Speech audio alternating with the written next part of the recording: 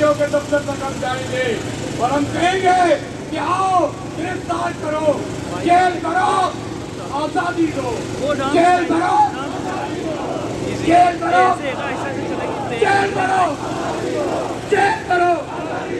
जनाब उमर सरफराज चीमा।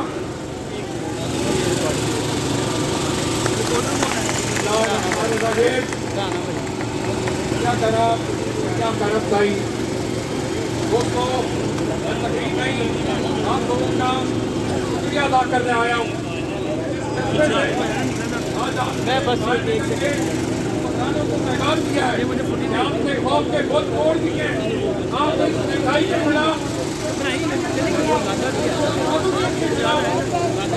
किसानों को ये पैगाम दे रहे हैं, आप गिरफ्तारी से डरते हैं, अंग्रेज जाने से डरते हैं।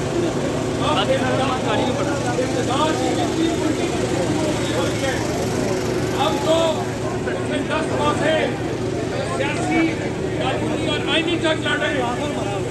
ये आज एक फैसला कुछ करने में दाखिल होने जा रहे हैं। साथ साथ मैं